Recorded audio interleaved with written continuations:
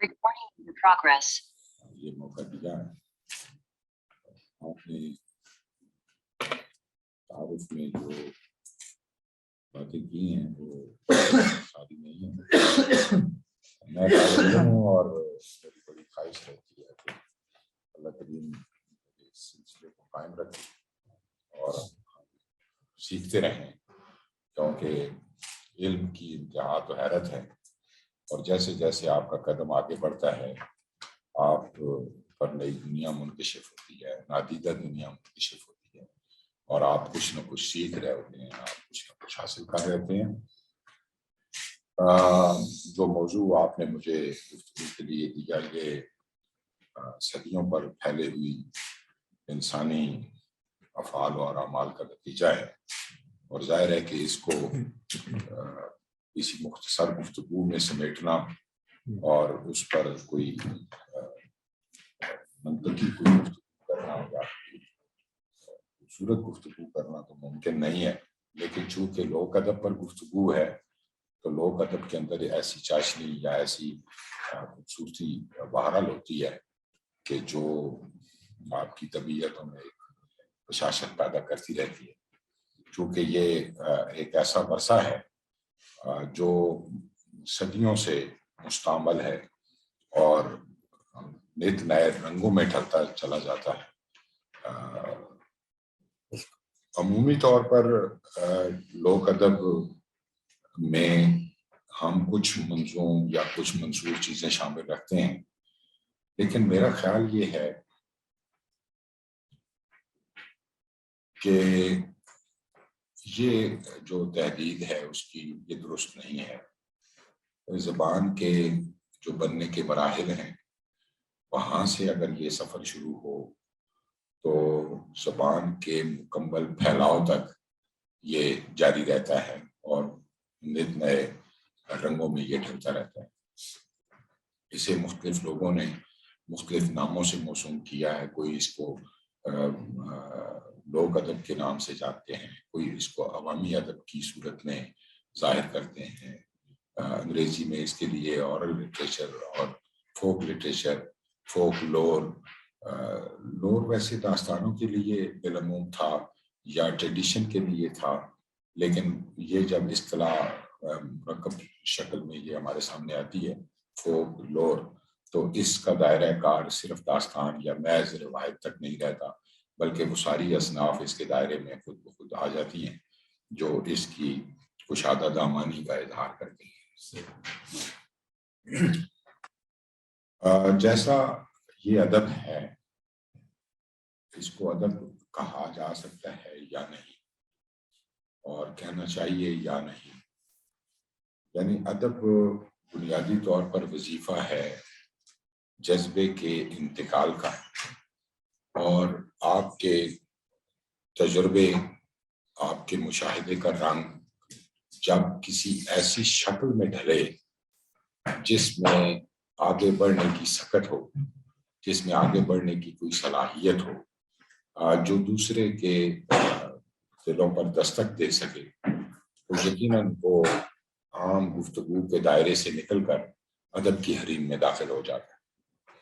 تو میں یہ سمجھتا ہوں کہ اگر جب ہم ادب کی جتنی بھی اساتذہ نے تعریفیں کی ہیں اور اس کے جو تصورات ہم تک پہنچے ہیں مشرق و مغرب کے مختلف علماء کی کوششوں سے، ان میں ادب کا پھیلاؤ بھی بہت زندگی کی طرح وسیع ہے اور کشادہ ہے، اور اس میں وہ تمام انسانی تخلیقی سرگرمیاں شامل ہیں جو اس ورثے کو اگلی نسلوں تک، اگلے لوگوں تک منتقل کرتے ہیں.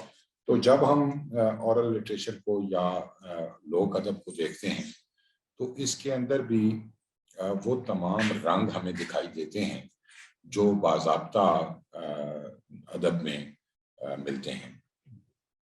اب وہ حد فاصل کیا ہے، یعنی جو ادب اور لوک ادب کے درمیان دیوار بناتا ہے یا ان کے درمیان فاصل پیدا کرتا ہے، اس پر جب ہم غور و فکر کرتے ہیں تو جو ادب ہے وہ اپنے تخلیقات سے، اپنی تخلیق کرنے والے گروہ سے وہ پہچانا جاتا ہے، اور وہ ایک فرد کے احساسات اور جذبات کا آئینہ دار ہے، ایک شخص کے تجربات اور اس کے افکار کا نتیجہ ہے۔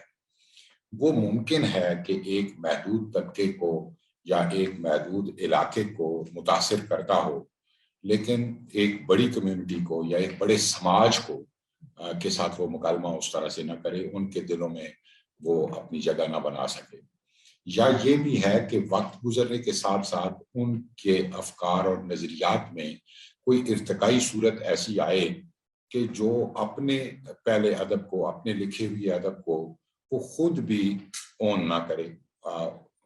یہ اس طرح کی بہت ساری صورتیں ہمارے پیش نظر رہتی ہیں۔ پھر یہ ہوتا ہے کہ وہ ادیب یا تخلیقار کسی نہ کسی نظریے کا، کسی نہ کسی فکر کا، چاہے وہ یہ اون کرے یا نہ کرے، لیکن وہ کسی نہ کسی نظام کا تابع ہوتا ہے۔ ایک چار دیواری میں وہ ضرور مقید ہوتا ہے، اس کے کچھ تعصبات، اس کی کچھ پسند ناپسند، اس کو ایک مخصوص سرکل میں، ایک مخصوص دائرے میں وہ اکٹھا کرتے ہیں، رکھتے ہیں۔ اور ظاہر ہے جو اس کے فن میں اور فکر میں جو چیز ڈھلتی ہے اور پھر اس کی تخلیق میں جو چیز ظاہر ہوتی ہے، اس میں وہ تمام تر رنگ شامل ہو جاتے ہیں۔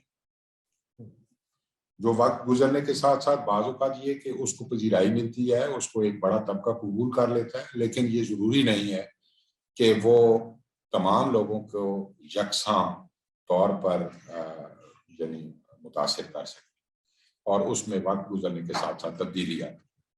جو لوک ادب ہے، اس کی بنیادی صفت یا بنیادی اس کی خوبصورتی یا اس کا بنیادی جو رنگ ہے وہ یہ کہ وہ کسی فرد واحد کی تخلیق نہیں ہے، یعنی کسی مخصوص نظریے کے تحت وہ تخلیق نہیں ہوا، بلکہ یہ کہ اس کو ایک اجتماعی دانش یا اجتماعی سوچ یا اجتماعی فکر کا اس کو سہارا حاصل ہے، اور وہ اس کی بنیاد پر تخلیق ہوا ہے۔ بالعموم جو دنیا کا لوک ادب ہے وہ بالعموم تحریری صورت میں نہیں ہے، یا بہت کم، ابھی کوئی پچھلی صدی کے آخر میں اس کی طرف رجحان بڑھا ہے، اور مغرب میں تھوڑا اس سے پہلے بیداری انہیں وہ میسر آئی اور انہوں نے یہ کام شروع کر دیا، لیکن اب بھی یعنی صدیوں پر پھیلا ہوا وہ ذخیرہ، صدیوں سے سفر کرنے والا وہ ادب، لوک ادب، عوامی ادب، یعنی نہ تو پوری طرح سے اس کو لکھا جا سکتا ہے اور نہ ہی وہ کسی خاص سانچے میں ڈھالا جا سکتا ہے۔ اس کے مختلف رنگ ہیں، اس کی مختلف شکلیں ہیں، اس کی مختلف صورتیں ہیں، اور ہر علاقے میں وہ یعنی تھوڑی تھوڑی اپنی صورت، اپنی شکل، اپنا رنگ تبدیل کرتا چلا جاتا ہے۔ ایسا نہیں ہے کہ جو مغرب میں مستعمل ہیں وہ مشرق میں نہیں ہیں۔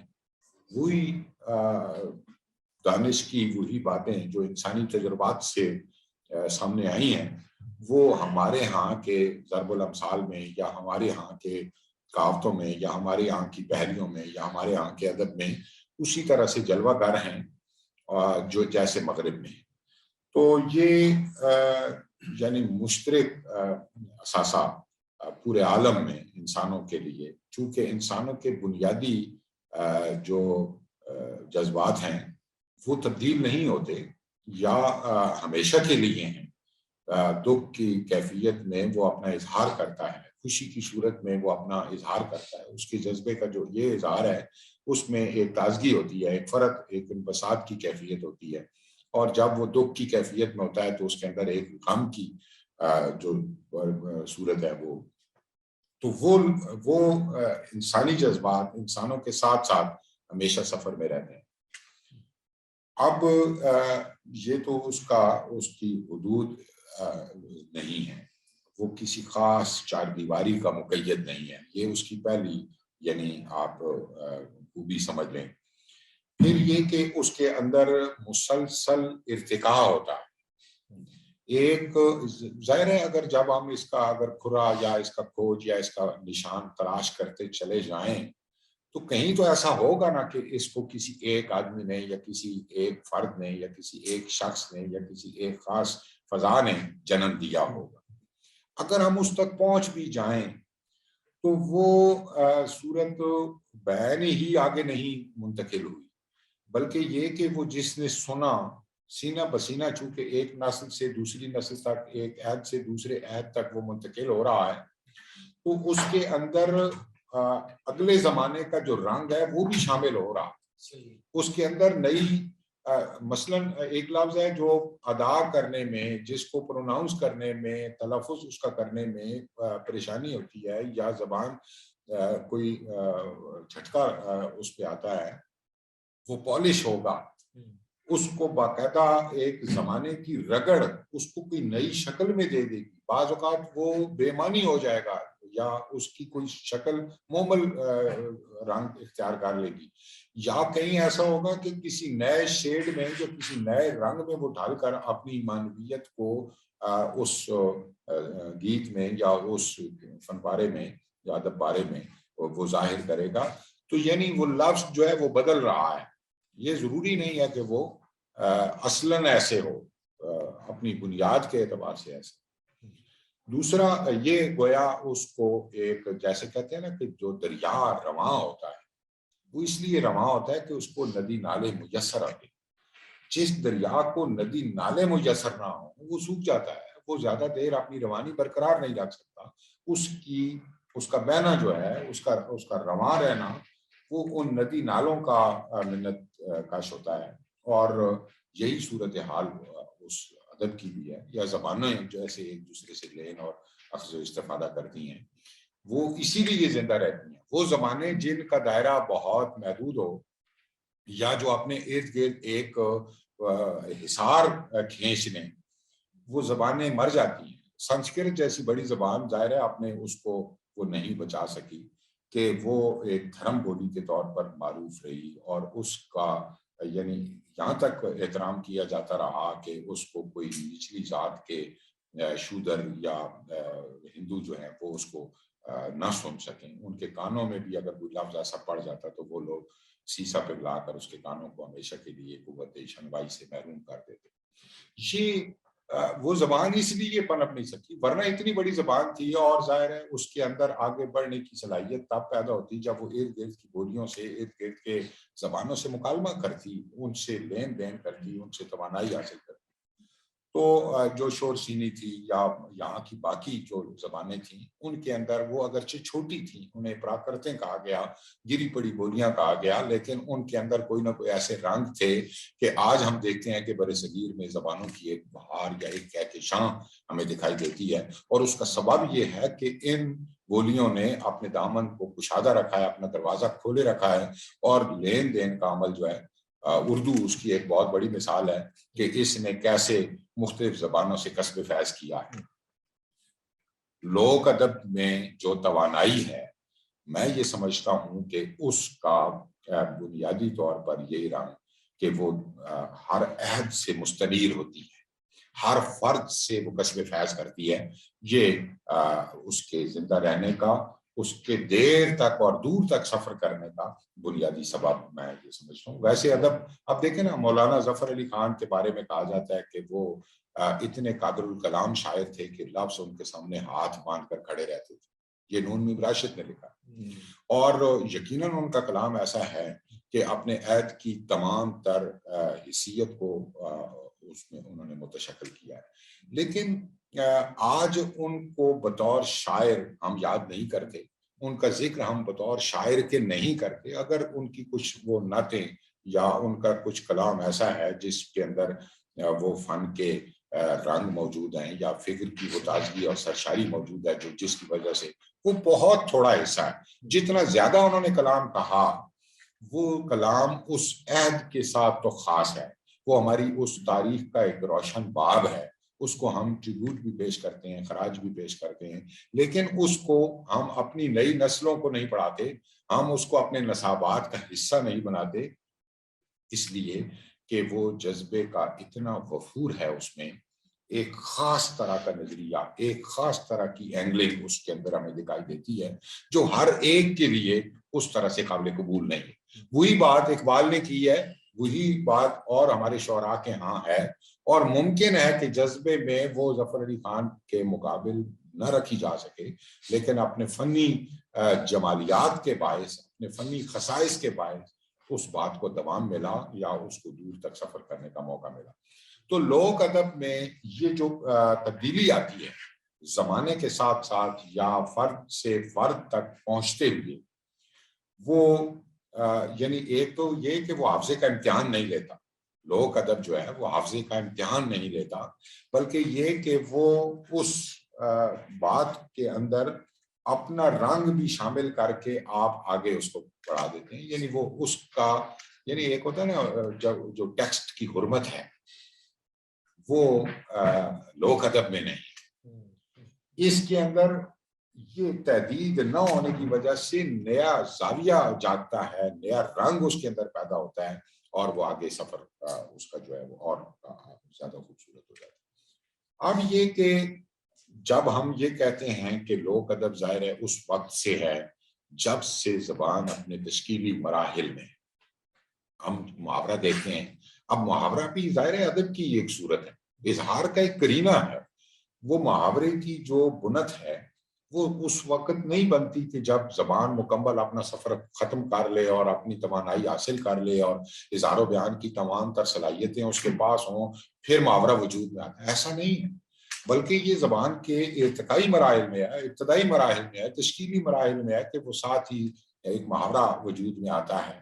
اچھا، اس کو گھڑنے والا کوئی ایک فرد نہیں ہوتا، ایک معاشرہ پورا ہوتا ہے، ایک پورا سماج ہوتا ہے، اور پھر وہ جب چل نکلتا ہے تو وہ اگلی نسلوں تک منتقل ہوتا ہے۔ اسی طرح ضرب الامثال ہیں، یا یہ جو ہماری بچوں کے لیے چھوٹے چھوٹے گیت ہیں، یا یہ جو کہانیاں ہیں، یا یہ جو لوک ادب کی مختلف شکلیں ہیں، یہ یعنی اس کے لیے کوئی باضابطہ پلاننگ نہیں کی جاتی کہ زبان مکمل ہو گئی ہے، آپ اس میں یہ جیسے قواعد کا نظام ہے یا عروض کا نظام ہے، علم الاوزان ہے، وہ تو ظاہر ہے اس وقت ہوگا جب آپ کے پاس تخلیق موجود ہوگی، آپ کے پاس زبان کے مختلف نمونے یا پیٹرن موجود ہوں گے، آپ ان پر غور و فکر کریں گے، مختلف اصحاب فکر اس پر غور کریں گے تو کچھ نتائج نکالیں گے جن کو ہم تنقیدی شعور کی روشنی میں دیکھیں گے اور فائنل کر دیں گے، اس کو قاعدے کا نام دے دیں گے، اس کو اصول کا نام دے دیں گے۔ اصول بات کی چیز ہے، یعنی پہلے وہ زبان یا پہلے وہ ادب جو ہے وہ لکھا جاتا ہے، اس کے اصول بعد میں استخراج کیے جاتے ہیں۔ تو لوک ادب میں بھی یہی صورتحال ہے کہ اب جب ہم لوک ادب کا مطالعہ کرتے ہیں، مختلف زاویوں سے اب ہم اس کا مطالعہ کرتے ہیں، تو ایک تو ہم یہ دیکھتے ہیں کہ بہت سارے لفظ ایسے ہیں اس میں جو آج ہمیں سمجھ نہیں آتے۔ اس کی یہ نہیں ہے کہ وہ مومل ہیں، یہ بھی نہیں ہے کہ ان کے ساتھ کوئی معنی وابستہ نہیں ہے، اور اس کا ایک احساس ہمیں لازمن ہوتا ہے۔ اگر وہ احساس مر جائے تو پھر وہ سفر نہیں کر سکے۔ میں اس پر ایک اس موقع پر میں شعر پڑھتا ہوں، اس میں لفظ کا جو معنی کے ساتھ تعلق ہے وہ صرف وہ نہیں ہوتا جو لغت میں ہوتا ہے، صرف وہ نہیں ہوتا جو کسی خاص شاعر کے یا کسی خاص تخلیقار کے زاویے میں ابھرتا ہے، بلکہ وہ شعر میں پہلے پڑھتا ہوں تاکہ میں اپنی بات کو صحیح طریقے سے بیان کر سکوں کہ لفظ کے محمل زرتار میں خوبان خیال، لفظ کے محمل زرتار میں خوبان خیال، کہیں مستور کہیں چہرہ کشا ہوتا ہے۔ یعنی لفظ کا جو معنی ہے وہ کبھی تو ایسا ہے کہ اس کے اندر چھپا ہوا ہے، کہیں ایسا ہے کہ وہ ظاہر ہو رہا ہوتا ہے، کہیں وہ پورے اس مصرے کو یا پورے اس جملے کو دیکھ کر یا پورے اس احساس کے ساتھ نئی جو معنویت پیدا کرتے ہیں، وہ جو غالب جس کو کہتا ہے گنجینہ معنی کا طلسم، تو وہ گنجینہ معنی کا طلسم اسی صورت میں بنتا ہے کہ اس کے اندر پرتیں بہت ہوں، اس کے اندر شیڈ بہت سارے ہوں. جب آپ اس کو مشخص کر دیں گے, آپ اس کا سائنٹیفک ایک دائرہ مقرر کر دیں گے, تو دین اس کی توانائی, اس کی نمو اور اس کی قوت جو ہے وہ ختم ہو جائے گی. یہ جو لوک ادب میں جو لفظ ہیں میم, یہ اپنے زمانوں کے ساتھ آ رہے ہیں, اور ان میں تبدیلی اس لیے نہیں ہوئی کہ اس کے اندر وہ جو معنی کا احساس ہے وہ زندہ رہتا ہے.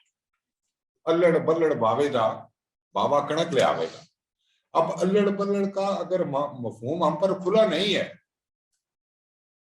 لیکن اس کے آپ بے معنی ہونے کی طرف آپ کبھی نہیں راجع ہوں گے, کیونکہ اس کے اندر وہ معنی موجود ہیں.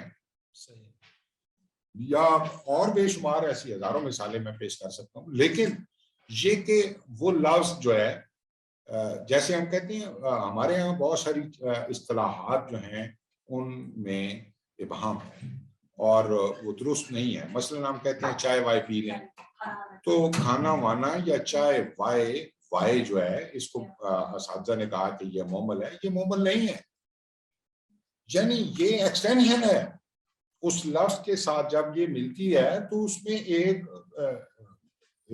دائرے کو کشادہ کرتی ہے. یہ بلکہ سماجی طور پہ انفارمل کر رہے ہیں جی, اس کے دائرے کو آپ بڑھا رہے ہیں. یعنی جب ہم وائے کہتے ہیں تو اس کا مقصود صرف چائے نہیں رہتی.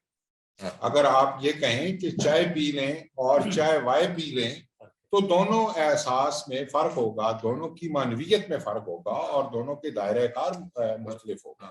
تو یہ یعنی اس کو ہم تابع تو کہہ سکتے ہیں کہ لفظ کے وہ تابع ہیں, لیکن ہم اس کو مومل یا بے معنی نہیں کہہ سکتے. یہی لوک ادب کے ساتھ بھی ہے, چونکہ اس کو عوامی یا سماجی تائید حاصل ہے. اگر سماج ہی اس کو قبول نہیں کر رہا, دیکھیں بہت ساری اصناف ایسی ہوتی ہیں جو ہم مختلف دوسری زبانوں سے لیتے ہیں, مستعار لیتے ہیں, ان کا پودا ہم اپنی زبان میں لگانا چاہتے ہیں اور وہ کامیاب نہیں ہوتا. لمرک ہے, کینٹو آئے ہیں ہمارے ہاں, نہیں کامیاب ہوئے. سوائنٹ کامیاب نہیں ہوا, حالانکہ اس کو نون میم راشد اور اختر شیرانی اور جیسے بڑے لوگ میسر آئے, لیکن وہ کامیاب نہیں ہو سکے, اس لیے کہ اس کو سماج نے قبول نہیں کیا. یہ جو ہیئت ہوتی ہے یا یہ جو فارم ہے یا جو جانرا بنتا ہے, صنف بنتی ہے, اس کا سماج کے ساتھ رشتہ ہونا بہت ضروری ہے. سماج کے ساتھ اس کا رشتہ نہیں ہے, چند لوگوں کے محدود طبقے میں یا دائرے میں وہ سفر کر رہا ہے, تو وہ یقیناً اپنی جڑیں مستحکم نہیں کر سکے گا. تو لوک ادب تو ہے ہی عوام کی چیز, اور ظاہر ہے کہ اس کی جڑیں سماج کے ساتھ پوری طرح سے جڑی ہوتی ہیں. اچھا, آپ بہت ساری چیزیں جو ہمارے سماج کا حصہ ہیں, وہ وقت کے ساتھ ساتھ, تغیر زمان کے ساتھ ساتھ, مرور زمانہ کے ساتھ ساتھ اس میں تبدیلی آتی ہے. ہمارا زندگی کا طرز جو ہے بدل جاتا ہے. ہم بہت ساری چیزوں کو پہلے ہم نے اختیار کی ہوتی ہیں, آہستہ آہستہ وہ ہم سے دور ہو جاتی ہیں. ہمارے ثقافتی علامتیں وہ نشانات مٹتے چلے جاتے ہیں. یعنی پنجاب میں پگڑی پہننے کا ایک بہت عرصے سے رواج تھا, ایک صدیوں وہ رہا, اور اب نہیں ہے, وہ یا کام ہوتا چلا جا رہا ہے. اور مسلسل ایک زمانہ شاید ایسا آئے کہ بالکل پگڑی کا وہ نہ ہو, پگڑی کا تصور ہی وہ نہ رہے. لیکن جو ادب تخلیق کیا گیا اس میں تو پاک موجود ہے, پگڑی موجود ہے. اس کو یہ نشان ہے ہماری ان ثقافتی چیزوں کا جو ہم سے چھین گئی ہیں. جیسے چرخہ ہے, چرخہ آپ ظاہر ہے نئی نسلوں نے تو نہیں دیکھا, یعنی ہم سے جو پہلی نسلیں تھیں وہ چرخہ باقاعدہ ان کی زندگی کی ایک اہم ضرورت تھی. وہ تکلے کے مفہوم سے وہ آگاہ تھے, وہ اس کی ہتھی سے آگاہ تھے, وہ اس کے چھلی سے یا گھوڑے سے وہ آشنا تھے. آج یہ ساری لفظیات یک لخت ہمارے لیے اجنبی ہو کر رہ گئی, لیکن وہ لوک ادب میں اپنا سفر جاری رکھتے گی. اور وہ جو چرخہ اور اس کے ساتھ دیکھیں چرخہ علامت رہی, اور پھر شاعروں نے اس کو اپنے طور پر اپنے رنگوں کے ساتھ, بلے شاہ نے یا شاہ حسین کے ہاں خاص طور پر چرخے پر پوری کائنات اس نے گھما دی, اور اس کی ہتھی پر وہ پوری کائنات سفر کرتے ہوئے اس چرخے کی قیمت پاری, تو کی جانے قدر گواری, ایسا چرخہ کڑنا نہ ہی پھر کسی ترخان کڑے, کر کتن وال تہان کڑے. یعنی یہ جو اب رنگ ہے وہ کلچر سے پھوٹا ہے، اور وہ کلچر کی تائید اس کو حاصل تھی اس وقت چرخے کی معنویت اپنے جوبن پر تھی، آج وہ اگر نہیں ہے تو ہمارے لیے ایک ماضی آفرینی کا عمل اس کے ساتھ جڑ جاتا ہے۔ اسی طرح اور بہت سارے یہ جو ہماری مشینیں تھیں کل تھیں، یا ہمارے پہناوے تھے، ہمارے کھانے تھے، ہماری بہت ساری رسمیں تھیں، یعنی بہت ساری رسمیں جو اب نہیں رہیں، اس کے متعدد اسباب ہیں ختم ہونے، یعنی تغیر ظاہر ہے ویسے نہیں ہوتا، اس کے کچھ نہ کچھ محرکات یا عناصر ہوتے ہیں، تو وہ اب لوک ادب کی صورت میں ہمارے سامنے محفوظ ہے، وہ موجود ہے، اور اس کا زندہ رہنا یعنی نسلوں تک اس کا انتقال بہت ضروری ہے۔ آپ دیکھیں یہ ہم جس جدید زمانے سے ہم کلام ہیں، اس میں وہ ہمارا رابطہ منقطع ہوتا چلا جا رہا ہے۔ وہ رسمیں ظاہر ہے وہ کھیل ایسے تھے جن کے ساتھ وہ گیت تھے، اب وہ کھیل نہیں رہا تو وہ گیت بھی گم ہو گیا، وہ کسی رسم کے ساتھ کوئی گیت جڑا ہوا تھا۔ اب ڈولی جب اٹھتی تھی، ظاہر ہے عورتیں تو اب بھی شادی ہو رہی ہے اور رخصت ہو رہی ہیں، لیکن وہ ایک باقاعدہ رسم تھی، جب وہ رسم ادا کی جا رہی ہوتی تھی تو اس وقت ڈولی کے اٹھتے میں ڈولی کے گیت تھے، وہ اب نہیں رہے، یا اس طرح سے اس کا چلن نہیں رہا۔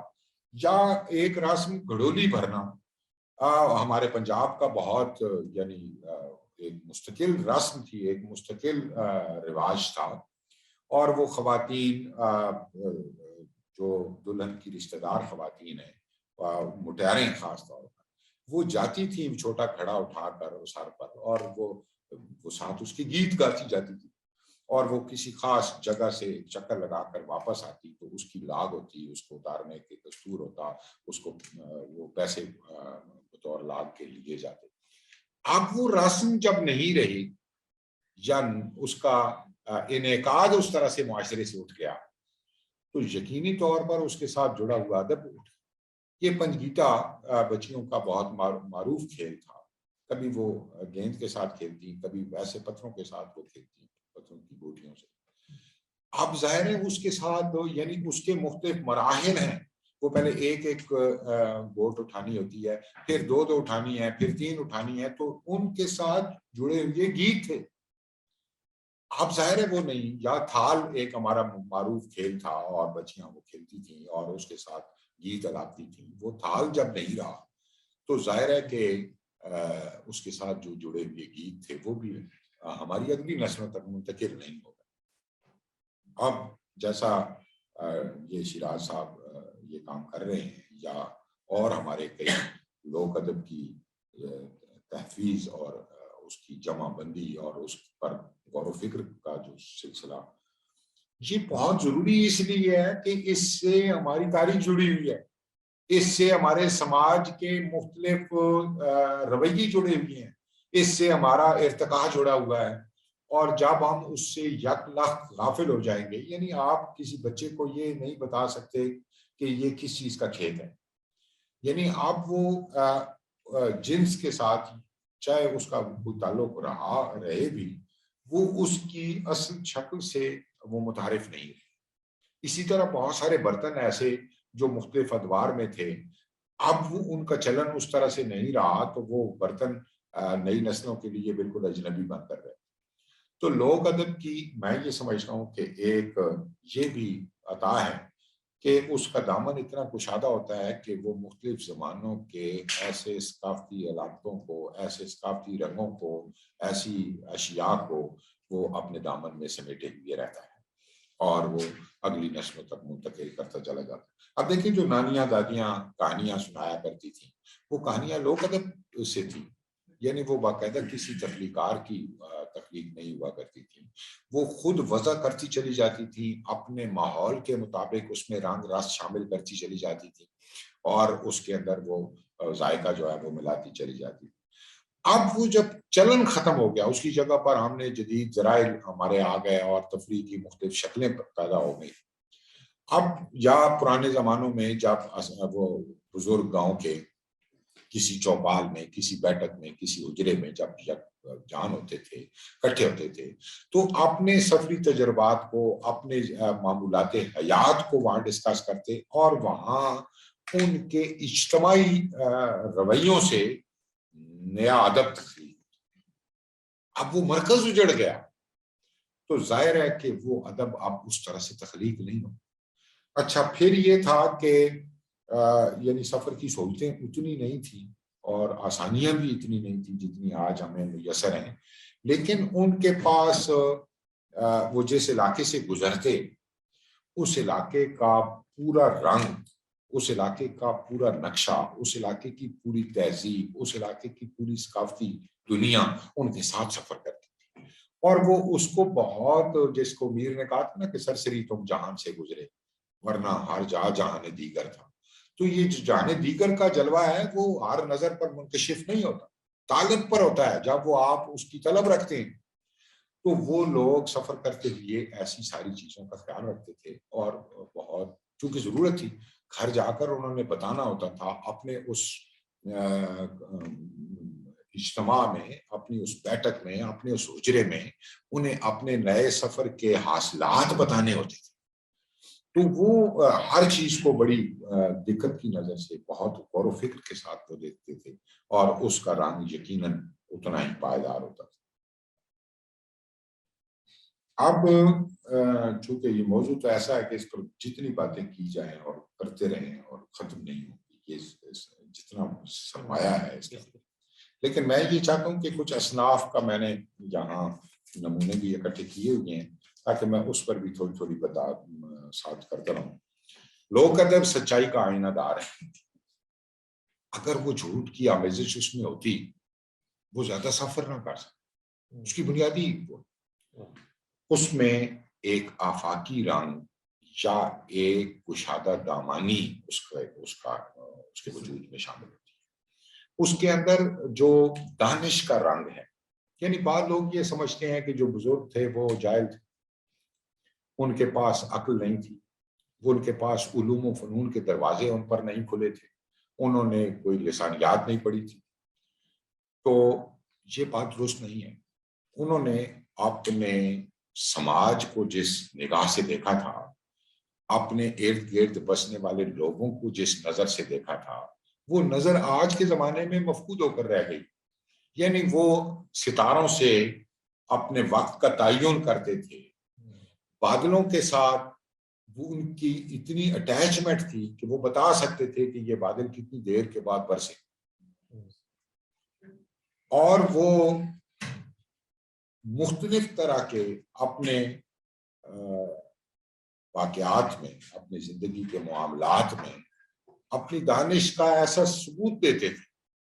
اب آپ دیکھیں کہ یہ جو پانی کا کٹورا ہے، بٹھل، ٹاس اس کو مختلف علاقوں میں کہتے ہیں، اب وہ پانی وہاں سے فلٹر ہو کر آتا ہے،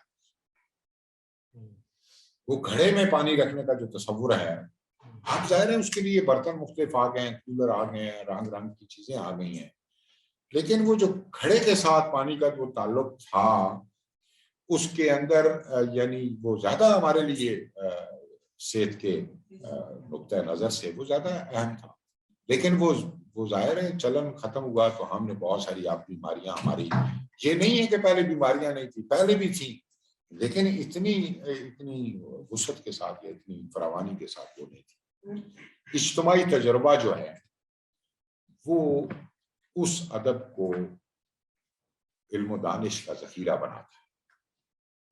دانش کی مختلف پرتیں ہیں، دانش کے مختلف رنگ ہیں، دانش کی مختلف تعریفیں آپ کر سکتے ہیں۔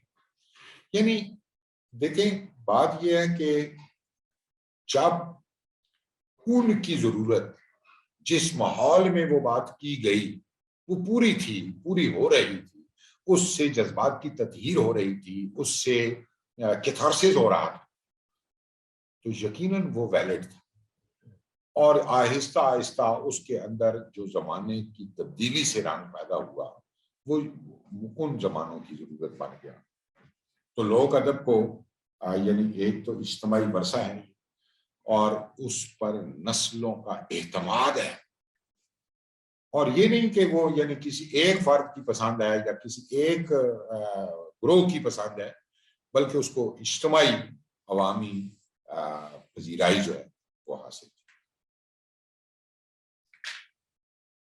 انسانوں کا ارتقاء، انسانوں کا ثقافتی اظہار، انسانوں کی تہذیبی زندگی کے رنگ لوک ادب کے ساتھ جڑے ہوئے ہیں، اور انسان کی پیدائش سے لے کر اس کے مرنے تک جتنی منازل سے اس کو گزرنا پڑتا ہے، جتنے زاویے ہیں اس کی، اس سارے زاویے ادب میں، اس لوک ادب میں شامل ہیں۔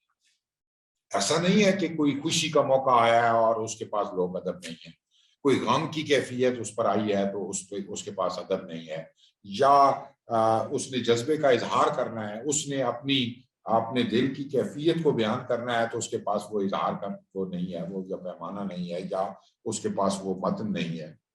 تو ایسی ہزاروں یعنی شکلیں اس کو میسر رہی ہیں، اور یعنی ہم لوک ادب کی جو یہ اصناف ہیں ان کا ہم کوئی اس طرح سے پابند ان کو نہیں کر سکتے۔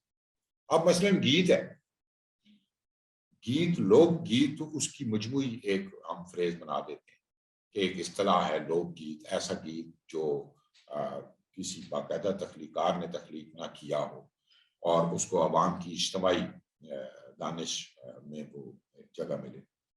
لیکن اب اس کی فارم پر تو ہم بات نہیں کر سکتے۔ وہ بچوں کے گیت الگ ہیں، وہ کھیلوں کے ساتھ کھیلے جانے والے الگ ہیں، وہ مہندی کا گیت الگ ہے، وہ ڈولی کا گیت الگ ہے، وہ یہ جو ناچ گانے ہیں ان کے ساتھ جو وہ گیت ہیں ان کی شکلیں صورتیں الگ ہیں۔ ہم اس کو مشخص نہیں، متعین نہیں کرتے۔ جیسے ربائی کے لیے ہم کہتے ہیں کہ یہ 4 مصریں، سائنٹ کے لیے ہم کہتے ہیں یہ 14 مصروں کی ہوتی ہے، ایسا نہیں کر سکتے۔ یہ اس کا یعنی وہ قدغنوں کو گوارا نہیں کرتا۔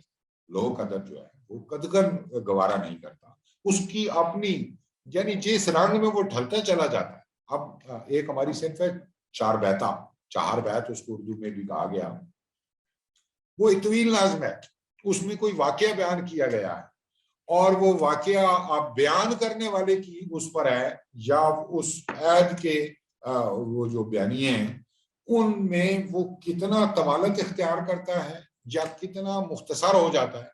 یعنی وہ مثال کے طور پر یہ جو وبا آج کل آئی ہوئی ہے اس پر لوک ادب تو نہیں ظاہر ابھی بن رہا، لیکن بن رہا ہوگا، وہ آہستہ آہستہ نمود کرے گا، آہستہ آہستہ کہیں ظاہر ہوگا اس کی شکل۔ یعنی بہت ساری ایسی یعنی صورتیں، اب مثال کے طور پر پنجابی میں یعنی دور افتادہ کسی گاؤں میں بھی آپ چلے جائیں نا تو ایک محاورہ استعمال ہوگا ڈاج دینا، ٹھیک ہے؟ تو اب ڈاج کیسے آیا ان کے اس مکالمے میں؟ اچھا، آپ کسی بہت ان پڑھ دیہاتی سے آپ پوچھے کیا کر رہے ہو، وہ کہتے ہیں ٹائم پاس کر رہا ہوں۔ آپ ٹائم پاس کر رہا ہو، آپ دیکھیں پورا وہ محاورہ ہے، اور وہ بن کیسے گیا، کیسے اس کی شکل یہ بنی، یعنی وہ بن رہا ہوتا ہے، ہمیں ادراک نہیں ہوتا، یا ہم اس کا صحیح معنوں میں وہ تعین نہیں کر سکتے کہ کس وقت وہ وجود میں آیا۔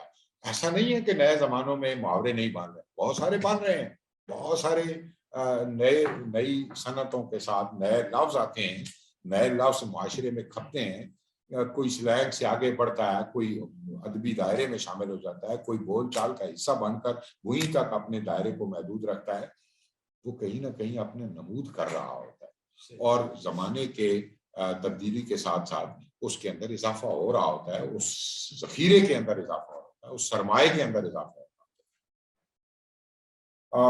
ان اصناف کا نہایت اختصار کے ساتھ ہم یہاں کچھ اس کے نمونے آپ کے سامنے میں رکھوں گا، اور یہ کہ اس کی کوئی شکل جو دستیاب نمونے ہیں، جو محفوظ نمونے ہیں، یعنی جو ہمارے مختلف لوک ادب کے جو شناسا لوگ ہیں انہوں نے وہ اکٹھے کی ہیں، جمع آوری ان کی ہے۔ اس میں سب سے پہلا احساس تو ہمیں انگریزوں نے دیا صحیح معنوں میں، یعنی اپنے لوک ادب کی حرمت کا، اس کی جمع آوری کا احساس، انہوں نے اپنے مقاصد کے تحت کیا ہوگا یقیناً کہ وہ یہ چونکہ عوام کے امنگوں کا ترجمان ہے یہ ادب، عوام کے جذب و احساس کی دنیا اس کے اندر بستی ہے، اس لیے وہ ظاہر ہے اس کو جانے بغیر آپ کسی علاقے کے لوگوں کی فطرت کو نہیں سمجھ سکتے، لوگوں کے مزاج کو، ان کے رویوں کو، ان کے معمولات کو، ان کی عادتوں کو آپ نہیں جان سکتے۔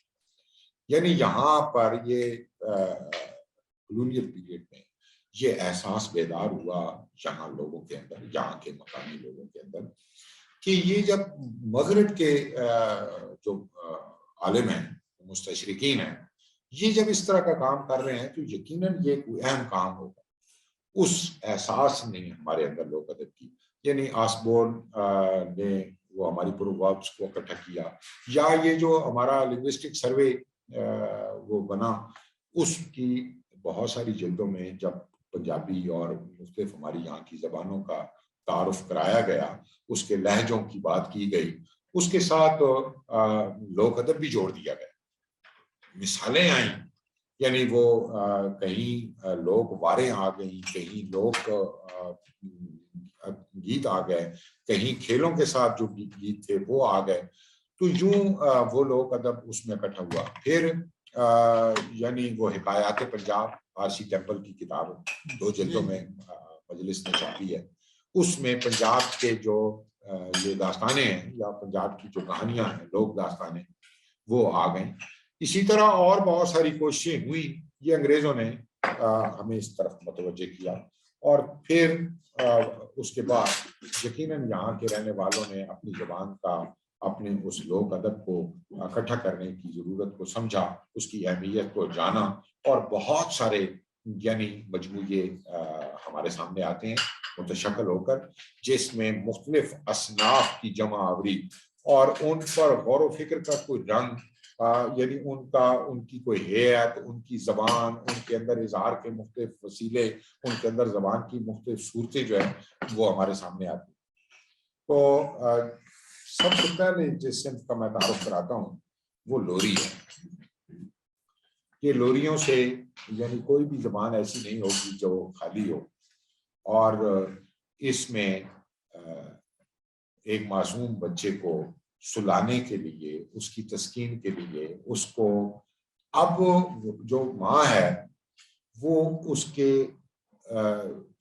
لاشعور میں یہ چیز شامل کر رہی ہے آہستہ آہستہ اپنی گفتار سے۔ ایک تو اس نے بعد میں سیکھنا ہے، وہ لفظ ادا کرنا ہے، اس کا جو درست منظر ہے یا پس منظر ہے وہ بچے تک پہنچتا ہے۔ پھر وہ نظریات اور وہ تصورات جس کے تحت وہ زندگی گزار رہے ہیں، وہ رنگ اپنے اس معصوم بچے کے ذہن میں داخل کرنا۔ لوح سادہ ہے وہ بچہ، لوح سادہ ہے، اس پر اس کے ماں باپ، اس کے معاشرہ کچھ نہ کچھ نقش و نگار کر رہا ہے۔ اب ظاہر ہے وہ ابتدا میں وہ معاشرے کا حصہ اس طرح سے نہیں ہے، ماں اس کے لیے معاشرہ ہے، ماں کی گود جو ہے وہ اس کے لیے اپنے گھر کا جو رنگ ہے وہ تو وہ لوری جو ہے ماں کی زبان سے وہ ادا ہوتی ہے، بچوں کی سماعتوں کی نظر ہوتی ہے، اور وہ آہستہ آہستہ اس سے تشید کر رہا ہوتا ہے زبان، اپنے والدین کے معتقدات، اپنے سماج کے رنگ، اپنے سماج کی صورتیں، وہ ساری اس لوری کا حصہ بن رہی ہوتی ہیں۔ الڑ بلڑ باوے دا باوا کنک لے آوے گا، باوی بہ کے چھٹے گی، اماں پونیاں وٹے گی، باوی من پکاوے گی، باوا بیٹھا کھاوے گا، کاکا کھڑ کھڑ ہنسے گا۔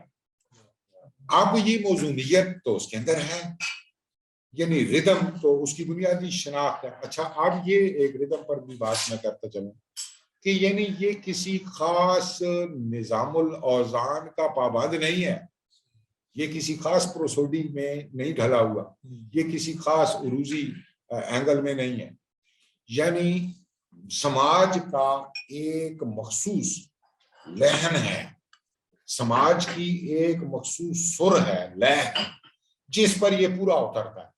اب مثلا ہم کہتے ہیں سونے دا کل مائیا، مائیے کا ایک کلی، اب کوئی بندے اس کو جب ادا کریں گے تو کہیں گے کوئی سونے دا کل مائیا، اب کوئی کے اضافے کے باوجود اس کی لے میں فرق نہیں پڑا. جو ہمارے معتقدات ہیں، تصورات ہیں، اب جو ظاہر ہے یہ مخلوط معاشرہ ہے، یہاں رہا ہے، یہاں ہندو بھی رہے ہیں، یہاں سکھ رہے ہیں، یہاں عیسائی رہے ہیں، یہاں مسلمان رہے ہیں، تو اس مخلوط معاشرے پر کے رنگ اپنے اپنے تھے. اب ایک سکھ کا جو اظہاریہ ہوگا یا اس کمیونٹی کا جو اظہاریہ ہوگا وہ اپنے لوک ادب میں الگ اظہاریے کا حامل ہوگا. تو اس میں یعنی انسانی حیات سے جڑے ہوئے، انسانی معاملات سے جڑے ہوئے تمام موضوعات جو ہیں وہ اس کا حصہ بنتے تھے. بچیوں کی کھیل، بچیوں کے ایک گیم تھال وہ کھیلتی تھیں، اور وہ اصل میں چھوٹی چھوٹی کنکریوں کے ساتھ ہی وہ کھیلا جاتا تھا، یا گیند اس میں ایک بنیادی ایک اس کا کردار تھا یا عنصر تھا. اور پھر وہ جیسے جیسے اپنے مراحل طے کرتی، وہ پہلا تھال، دوسرا تھال، تیسرا تھال، ایسے وہ اپنے انجام تک پہنچاتی تھی. تو تھال میں وہ ساتھ ساتھ جس کی باری ہوتی تھی، جس بچی نے وہ کام کرنا ہوتا تھا، وہ گیند کو چھال کر گیٹیوں کو آگے پیچھے کرنا، تو وہ اپنا اظہار کرتی تھی. اب اپنے جو اس کے میلانات تھے یا اس کے اپنے رویے تھے، وہ ظاہر لوک ادب کی شکل میں پہلے سے اس کے پاس موجود تھا، ساسا سرمایہ، اور وہ بنتا چلا جاتا تھا. آگے اس میں تبدیلی بھی آتی. خوہ وچ پانی، ماں میری رانی، پیو میرا راجا، ہیٹھ گھوڑا تازہ، چاندی دیاں پوڑیاں، سونے دا دروازہ، آل مال ہویا تھال. یہ یعنی اس میں آپ نے دیکھا کہ وہ ایک تفاخر کا، ایک اپنے بڑا ہونے کا، اپنے والدین کے ساتھ ایک جو اس کی ایفیلیشن یا تعلق ہے اس کا اظہار ہے. جذبے کا اظہار تو یقیناً اس کے اندر موجود ہے، اور وہ دوسروں پر سبقت لے جانے کا، دوسروں سے آگے بڑھ کر اظہار کرنے کا. اب ظاہر ہے جو جب دوسری بچی اس کے ساتھ مقابلہ کرے گی تو وہ بھی اس کا اظہار اسی طرح سے کرے گی جو اس سے بھی کہیں بڑھ کر ہوگا. تو مسابقت اور برابری کا یا آگے بڑھنے کا جو رنگ ہے وہ لوک ادب سے پیدا ہوا. This is so interesting because I played that game. Because my Nana was, he got settled somewhere near Chitwal, and whenever we would go, to वहाँ पे जो village लड़कियाँ होती थी, उन्होंने मुझे ये सिखाया. I used to play that, लेकिन मुझे ये नहीं पता था कि it had some link to folk tradition. گیت کے ساتھ. جی اچھا. پھر ہمارے جو ناچ ہیں، ہمارے جو مختلف طرح کے پنجاب کے، اس میں بچیوں کا، چھوٹی بچیوں کا ککلی ایک اس کے ساتھ جڑے ہوئے بہت سارے گیت. یعنی یہ بچیاں آمنے سامنے کھڑی ہوتی ہیں اور کراس میں ایک دوسرے کے انگوٹھے پکڑتی ہیں بہت شدت کے ساتھ، پاؤں ملاتی ہیں اور گھومتی ہیں. اس گھومنے کے دوران وہ ساتھ الاپتی بھی ہیں. وہ گیت ککلی کلیر دی، پاگ میرے ویر دی، دوپٹہ میرے پائی دا، شیر سپاہی دا، پھٹے منہ جوائی دا. اب اس سے وہ ایک پورا سماجی کلچر جو ہے وہ ہمارے سامنے آیا. گدھا ایک یہ بھی بچیوں کا، عورتوں کا یہ ناچ ہے، اور اس کے ساتھ یہ ایک گول دائرے میں وہ کھڑی ہوتی ہیں، تالی ساتھ بجتی ہے اور وہ گھومتی جاتی ہے. وہ دائرہ ایسے مسلسل حرکت میں رہتا ہے، اور ساتھ ساتھ گدھے کی جو گیت ہیں، بابل میرے باغ لوایا، ویچ بہایا مالی، بوٹے بوٹے پانی دیوے، پھول لگ گیا ڈالی، روپ کو آریدا، دن چڑھ دے دی لالی. یعنی اس طرح کے اور بہت ساری اس کی صورتیں، بہت ساری اس کی شکلیں، بہت سارے اس کے رنگ وہ اس کے ساتھ شامل ہو جاتے ہیں. پنجابی کی ایک لوک صنف ماہیا بہت اپنے اختصار کے ساتھ اور اپنے بہت سارے رنگوں کے ساتھ یعنی یہ معروف صنف ہے. اور ویسے تو وہ ایک مصرے کا گیت ہے، وہ دوسرا مصرع یعنی 1.5 مصرے کا گیت ہے. ویسے وہ جو پہلا مصرع آدھا مصرع ہوتا ہے وہ یعنی محض اس کی تکنیکی صورت کو باہر رکھنے کے لیے ہوتا ہے. اس میں اگرچہ سماج کا یا معاشرے کا کوئی نہ کوئی رنگ یا کوئی نہ کوئی پہلو اس میں علیحدہ ہوتا ہے، لیکن وہ غایت نہیں ہے اس صنف کی. ایک مصرے کے اندر جو بات کر دی گئی ہے وہی اس کا یعنی موضوع ہے اس مائیے کا. میں کچھ مثالیں دیکھ سونے دا کل مائیا. اب یہ ظاہر ہے وہ لونگ کی یا یہ کل کی بات ہے اور سونا ظاہر ہے ہمارے اس میں رہا ہے زیور تھے. لوکاں دیاں رون اکھیاں ساڈا روندا ہی دل مائیا. اب اس مائی کی غایت وہ سونے کا کل وہ محض قافیے یا اس کی وہ بنت یا تکنیکی صورت کو پیدا کرنے کے لیے تاکہ وہ ہم آواز ہو کر ایک لطف کا وہ تاثر پیدا کر سکے. سونے دا کل مائیا لوکاں دیاں رون اکھیاں ساڈا روندا ہی دل مائیا. کوٹھے اتے کاں بولے خط آیا مائیے دا وچ میرا بھی نام بولے. اب یہ جو یہ ہے ایک مصرع اس کے اندر وہ لطافت موجود ہے, وہ جذب و احساس کی پوری دنیا جس کو شاید پوری نظم بھی نہ سار سکے یا بیان کرنے کے لیے بہت سارا یعنی وہ ہو. تو یہ لوک ادب کی اچھا بعض اس کے موضوعات میں بہت تنوع ہے, الہیات پر اور تصوف کے رنگ اس میں موجود ہیں. یعنی پانی بنی اتوں کہاں پیتا تیرے وچ رب دستا میں سجدہ تاں کیتا. اب آپ یہ دیکھیں کہ اس کو جیسے جیسے ہم کھولتے چلے جائیں اس کی معنویت کا کوئی وہ شمار نہیں ہے, اور جذب و احساس کی وہ ساری شکلیں, وہ رومانی اور عشقیہ اظہار, وہ اخلاقی اور سماجی قدروں کا لحاظ, وہ سارے رنگ ہمیں مائیے کے اس پیراہن میں دکھائی دیتے ہیں. اور مختلف علاقوں میں اس کا جو وسیب ہے, اس کا جو کلچر ہے, رہتل ہے, وہ بھی ان مائیوں کا حصہ بنتی چلی جاتی ہے. اور یعنی اس سے یعنی اب آپ دیکھیں میں آپ کو ایک بتاتا ہوں, ایک لاتعلقی کا ایک اظہار کرنا مقصود ہے, اگر وہ کیسے لوگ ادب میں اپنا اظہار کرتا ہے کہ اب اس لاتعلقی میں ایک تعلق ہے. یعنی وہ جو غالب کہتا ہے نا کہ وابستہ اس سے ہیں کہ محبت ہی کیوں نہ ہو, کیجئے ہمارے ساتھ عداوت ہی کیوں نہ ہو. میرا مائیا تھلے گیا اس تو بھی تھلے منجے کیڑے کر کے پلے گیا. یعنی وہ اب یہ یعنی اس طرح سے واسوخت کا ایک رنگ بھی اس میں اس کے اندر موجود ہے, ایک آرزو کی ایک چنگاری بھی اس کے اندر رکھی ہوئی, اور وہ جو یعنی محبت کا ایک تعلق ہے وہ اور زیادہ مضبوط ہوا ہے. یعنی ظاہر ہے کہ وہ ایک بظاہر تو یہ ایک وہ رنگ ہے, وہ زم کہہ کر وہ ایک مدح مراد لی گئی ہے. میر کا کسی نے شعر اس پر لکھا کہ یارو معاف میر کا میں معتقد نہیں, یارو معاف میر کا میں معتقد نہیں, ایسی بھی کیا غزل جو کلیجہ نکال دے. تو یہ ایسی بھی کیا غزل جو کلیجہ نکال دے. اب آپ بظاہر تو اس کے اندر یہ جو مائیہ میں نے آپ کے سامنے پیش رکھ کیا, اس کے اندر بھی بظاہر وہ لاتعلقی کا رنگ ہمیں دکھائی دیتا ہے, لیکن ایسا نہیں ہے, ایک جڑت ہے اور بہت مضبوط جڑت ہے.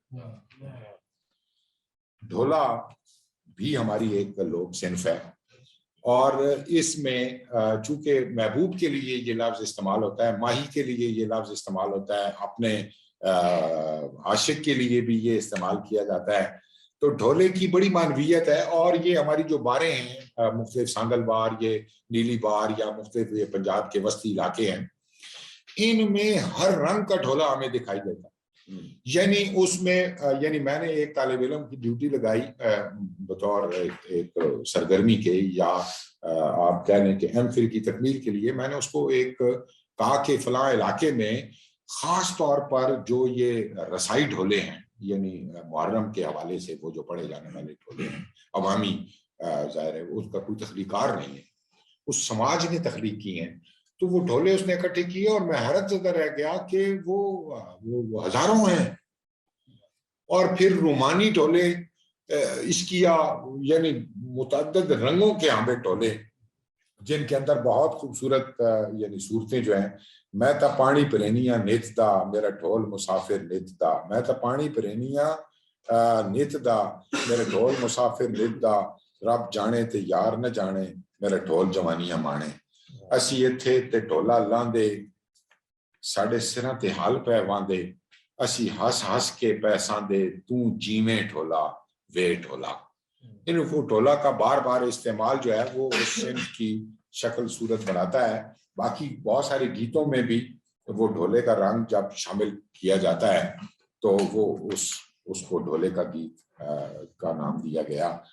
ٹپا ایک ہماری قدیم صنف ہے، پشتوں میں بھی بہت زیادہ ٹپے ہیں اور پنجابی میں بھی ٹپا کو بعد میں کئی ہمارے اردو تخلیقاروں نے بھی اس صنف کو اختیار کیا، لیکن وہ جو زور یا وہ روانی لوک ادب میں ہوتی ہے وہ یقینی طور پر نہیں آتی۔ اچھا اس میں یہ ہوتا ہے ٹپے میں کہ باقاعدہ جیسے کوئی مقابلہ ہوتا ہے نا کہ دو ٹیمیں ہوتی ہیں، ایک ٹیم ایک وہ ٹپا کرتی ہے، پھر دوسرا اس کا جواب، جو یہ ٹپنے کا مفہوم کوئی ایسا ہی ہے کہ رد عمل میں یا جواب میں وہ اس سے بھی بڑھ کر اس کی فارمیٹ کچھ اس طرح سے ہوتی ہے کہ ایک یعنی دو مصرے جن کی طوالت نسبتاً مائع سے زیادہ ہوتی ہے اور وہ آپس میں ہم ردیف اور ہم قافیہ ہوتے ہیں، اور پھر اس کے درمیان میں جو زنجیرہ بنتا ہے وہ کلی بنتی ہے، وہ مختصر ہوتی ہے اور پھر اسی کی تکرار ہوتی ہے۔ میں ایک مثال رکھتا ہوں آپ کے سامنے تاکہ اب مثلا یہ دیکھیں پاکستان کو دعا دی ہے اس نے، کنداں تے رکھیاں ساویاں کلمہ کان دیاں، کنداں تے رکھیاں ساویاں کلمہ کان دیاں، خیری مرسن فوجاں پاکستان دیاں، ایک دعا ہو گئی۔ اچھا آپ درمیان میں وہ جو ٹپے کا بنیادی رنگ ہے، میں اتھے تے ٹولا پربت ساڑی کھوئی نہ پانی شربت، کنداں تے رکھیاں، پھر وہ تکرار کرے گا، کنداں تے رکھیاں ساویاں کلمہ کان دیاں، خیری مرسن فوجاں۔ یہ جو دو مصرے ہیں یہ اگر الگ ہوں گے تو پھر یہ ایک نئی صنف بنے گی، اس کو گاون کہتے ہیں، گانا گاون۔ تو وہ ایک الگ یعنی جب کہا جائے گا کہ یہ گاون ہے تو گاون میں صرف یہ دو مصرے ہوں گے جو ردیف قافیے میں یعنی جیسے بیت ہوتا ہے یا ایک شعر ہوتا ہے، ایک فرد ہوتا ہے۔ پنجابی لوک ادب کی ایک بہت معروف اور بہت خوبصورت اور شاید دنیا کی بے نظیر صنف یعنی بولی ہے، ایک مصرے کا گیت ہے اور اس کے اندر ایسے جیسے سیلے بے پناہ اس کے اندر مقید کر دیا گیا، اس کے اندر ایک ایسا بڑا یعنی موضوع اور اتنا پھیلا ہوا موضوع کوئی سمیٹ کر، جیسے کہتے ہیں نا کہ کوزے میں دریا بند کرنا، اس صحیح معنوں میں بولی کی صنف جو ہے ایک مصرے کا گیت ہے، تیرے لونگ دا پیا لشکارا کہ حالیاں نے حل ڈال دیا۔ اب یہ بنت ہے اس کی، اور بالکل اسی رنگ میں یعنی ایک اتنی بڑی بات کو اتھے عملہ تے ہون نبیڑے تے ذات کے سے نہیں ہوں پوچھنی، گوری نہا کے چھپڑ چوں نکلی تے سلفے دی لاٹ ورگی۔ اچھا میں نے یہ دیکھا ہے کہ بعض بولیوں میں وہ سماج کا جو تغیر ہے، وہ تبدیلی ہے، وہ آئی ہے۔ یہ تقسیم ہند کے موقع پر جب یہ قتل و غارت اور بربریت اور وحشت کے خون چکاں مناظر شاعروں نے بھی باندھے ہیں، تخلیقاروں نے بھی باندھے ہیں، لیکن لوک ادب میں بھی اس کا اظہار آیا ہے۔ ایک بولی آپ دیکھیں کیسی بولی ہے کہ پگ رنگ لے مزاجیا یارا تے پانیاں چ رت کھل گئی، پگ رنگ لے مزاجیا یارا تے پانیاں چ رت کھل گئی۔ اب یہ جو عوامی اظہار ہے، یہ وہ امرتا پریتم نے جو نظم کہی تھی اس پر 1000 گنا زیادہ بھاری ہے۔ ایک مصرے نے کہ پانی سے رات کھل گئی، اور اس میں یہ جو طنز ہے پگ رنگ لے مزاجیا یارا، یہ ہر طبقے کے لیے وہ الگ الگ اس کا ہدف ہے۔ اس کی معنویت کا دائرہ صرف مسلمانوں کے لیے یہ نہیں ہے، صرف ہندوؤں کے لیے نہیں ہے، صرف سکھوں کے لیے نہیں ہے، بلکہ اس کا دائرہ ایسے پھیل کر نا سارے انسانوں کا سانجھا ہو گیا مشترک. ایک یعنی بہت ساری بولیوں کی ایک چین سے ایک داستان پوری بنائی جاتی ہے. یعنی ایک زمانے میں یہ جو سکھ پینشنی تھے انہیں کوئی اپنی پینشن بڑھانے کے لیے یا کسی بھی معاملات میں انہوں نے کوئی احتجاج کیا اور ان کے احتجاج میں کوئی توڑ پھوڑ شامل تھی امرتسر میں تو انہیں گرفتار کر لیا گیا اور پھر جو ان کے عزیز و اقارب تھے یا اور ان کے جو سکھ کمیونٹی تھی وہ ساری یعنی 2-3 بار حملہ آور ہوئی اس جیل خانے پر یا جہاں بھی انہیں قید کیا گیا. تو خوف سے کہ یہ فساد زیادہ نہ ہو ان پینشنیوں کو یعنی اٹکلے میں بھیج دیا گیا اور ایک اسپیشل ٹرین پر بٹھایا گیا. اس ٹرین کے لیے یہ حکم تھا کہ اس نے راستے میں رکنا نہیں. تو اب وہ ٹرین وہاں مطلب اس نے بندے لانے تھے. یہ 1920-22 کی بات ہے. اب وہ اس کو لوگ یہ بولی میں کسی نے وہ پیش کیا. ایک بولی میں سنانے کے لیے یہ ساری تمہید باندھ رہا ہوں کہ اب وہ گڈی چل گئی ہوا دے نال رل کے تے ٹیشن نوں جائے چھڈ دی. ایسے ایسے وہ سفر شروع کیا نا اس نے. اچھا یہ جو احمد آباد کے سکھ تھے یہ بہت تگڑے تھے. انہوں نے بہت کوشش کی کہ وہ پینشنی اور ان کو وہاں سے روکا جائے ٹرین کو, لیکن نہیں ہو گئی. پھر آگے حسن ابدال تھا اور حسن ابدال میں بھی سکھوں کا خاصا اجتماع تھا. اور انہوں نے جب اب دیکھیں پتہ نہیں اب ٹرین سے وہ کیسے پہلے انہیں خبر ہوئی کہ وہ راستے میں نہیں روکے گئے اور وہاں ان کی وہ نہیں ہوئی. حسن ابدال والوں نے یہ کیا کہ اپنے بندوں کو ایسے لائنوں کے اوپر کھڑا کر دیا, سکھوں کو پٹڑی پر یعنی 2 پاؤں آگے پیچھے کر کے کھڑا کر دیا اور دور تک کھڑا کر دیا. اور کئی ایسے تھے جو بالکل صبح کا وقت تھا, بالکل اعلی صبح وہ پہنچنے. رات کو کہیں وہاں سے چلائی گئی, صبح کے وقت یہاں سے گزرنی تھی. تو وہ لوگوں نے تھال میں حلوے اور پرساد اور وہ کڑا بنا کر وہ لائے ہوئے تھے کہ ناشتہ دینا ہے پنچھنیوں کو. آپ جناب وہ گڈی لنگ گئی چھاتیاں چیر کے ہڈیاں دا چورا کر گئی. اب وہ اچھا اب یہ قانون یہ تھا کہ اگر گاڑی کے نیچے کوئی شے یا بندہ وہ مر جائے گا تو گاڑی روک دی جائے گی. اب یہ اس دوسرے اس کی نفی ہوئی, گاڑی رک گئی دور جا کر. اور یہ جو پینشنی تھے اندر بیٹھے ہوئے انہوں نے اپنے ان سیواکاروں کا بہت کیا اور یہ سارے نا بجائے اس کے کو لاشیں سنبھالتے یا وہ رونا پٹنا کرتے, یہ اپنے تھال اٹھا کر نا اندر ان کی خدمت اور سیوا کے لیے پڑھا.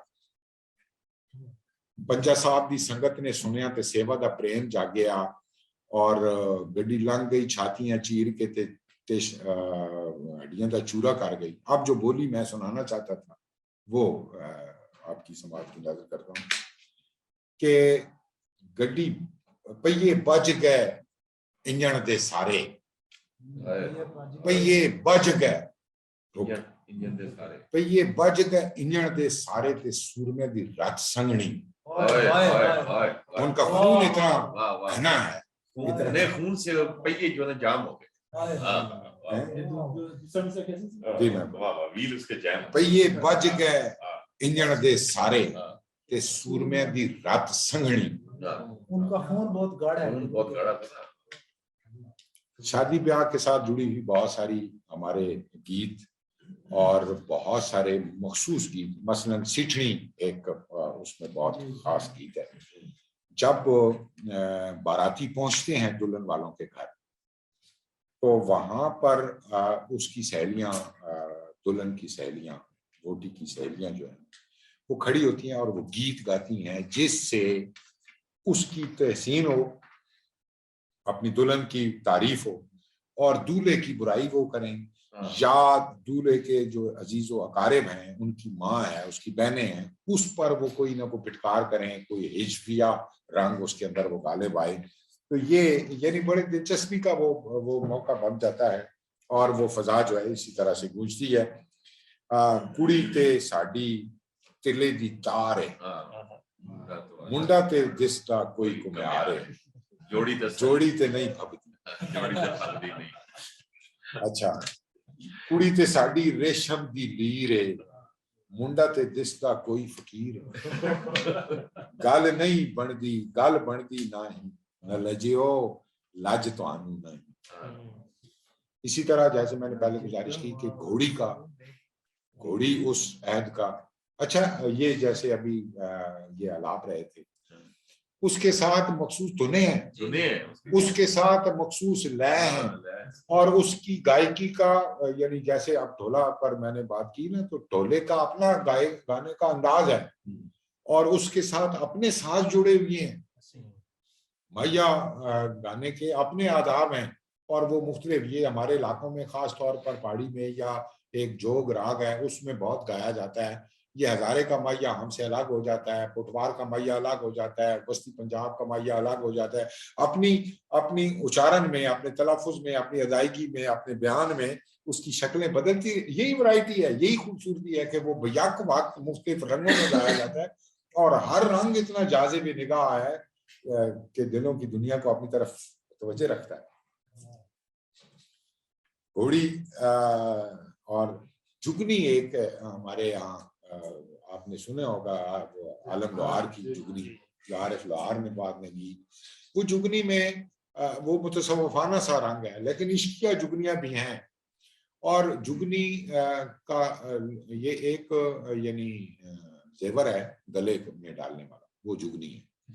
और उसके एक मानी यानी सहेली या दोस्त के भी हैं, और वो जुगनी।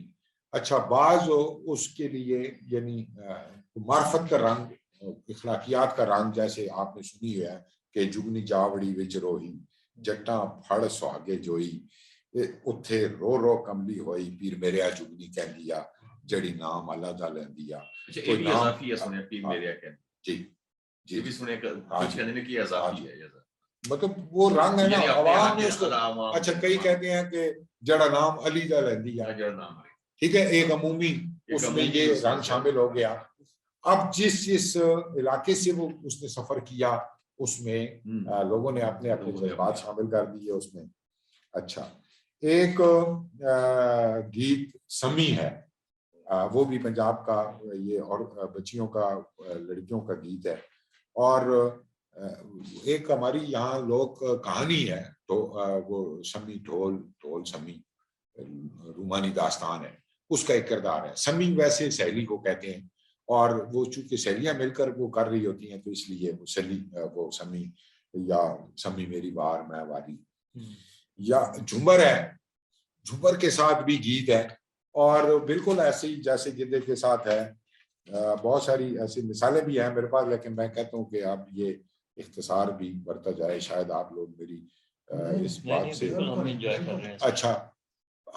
जैसे मैंने पहले गुजारिश की कि ये पैदाइश से लेकर वफात तक इंसानों के साथ सफर करने वाला अदब है, और उनकी हर तरह की कैफियत में, हर तरह के हालात में, हर तरह के मामलात में वो मुआविन है।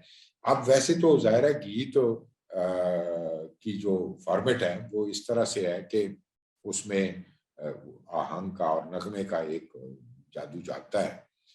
मरने पर भी जो स्यापे डाले जाते हैं या वहन किए जाते हैं, उनके अंदर भी नगमे का एक रचाव, और उनको मौत के गीत कहा जाता है, या मरने के गीत हैं बाकायदा। अब किसी जवान लड़की के मरने पर कोमल बदन शरीर नी दिए मोरनिये, आए हाय दिए मोरनिये, गई जहानों खाली दिए मोरनिये। अब वो है कितनी होती है, उसकी अदायगी में ऐसा सोच गुंदा होता है कि जो उस पूरे मजमे का दिल चीर देता है। जवान किसी लड़के की वफात पर तेरे निके निके बाल हाय हाय शेरा, हाय हाय शेरा, इन्हां लैंदों पाल हाय हाय शेरिया, तेनू रोंदी तेरी नार हाय हाय शेरा, किवें बुढ़ड़ी नू गया मार, किवें बुढ़ी मां नू मार, गयों बुढ़ी मां नू मार हाय हाय शेरिया। अब ये ظاہر ہے رخصت ہو رہا ہے اور رخصت ہونا اس کا جو ایک علم کو، ایک درد کو، ایک اس کیفیت کو بیدار کر رہا ہے، لیکن وہ پورے سماج کا حصہ بنا اور وہ جو وین یا وجاب یا سیاپا وہ اس نے ایک شکل اختیار کی. اسی طرح مندری چھلا اس یادرا کو کیا یہ موت کا گیت ہے، وین ہے، وین، سیاپا. وین، وین۔ جی سیاپا بھی اس کے لیے استعمال. ہاں جی اچھا جی. پھر جناب مندری اور چھلا اور انگوٹھی کے لیے دونوں استعمال ہوتے ہیں. میری مندری دے دے مائیا، اے مندری چیز پرائیا، اے مندری میری اٹھیاں سٹیاں ٹھنڈی سڑکتے پھردیاں جٹیاں جالندروں کو کروائیا. میری مندری دے دے مائیا، اے مندری چیز پرائیا. یا چھلا ہے، اڑ چل کالیا کاواں لکھے میرے مائی دا نامہ، وے ڈھول سپاہی دا نامہ. چھلا ماریا پڑھ کے لگی ویساں سار دے، کھڑا چویساں بھر کے بسم اللہ کر کے چل اٹھ چل کالے کاواں. اس طرح یعنی یہ وہ گیت ہیں جو مختلف طرح کے رسوم کے ساتھ، مختلف طرح کے کھیلوں کے ساتھ، یہ ہم اس کا احاطہ نہیں کر سکتے. جیسے دیکھیں موسموں کے گیت ہیں، موسموں کی تبدیلی پر، موسموں کے مزاجوں پر، موسموں کے رنگوں پر اتنے شاندار گیت ہیں اور ان کی جو شکلیں ہیں وہ ہم پر منکشف ہوتی ہیں. اس سے ان موسموں کے ساتھ جن لوگوں کا رسم رہی اور رشتہ رہا، تعلق رہا، انہوں نے جو کچھ اس سے حاصل کیا وہ بتایا. پھر گاؤں دیہات، برادریاں، ذات، قبیلے، ان کے سندھ صادقاں، پتہ نہیں مجھے معلوم نہیں آپ کہاں سے، سندھ صادقاں، پنجاب عاشقاں، ہزارہ منافقاں.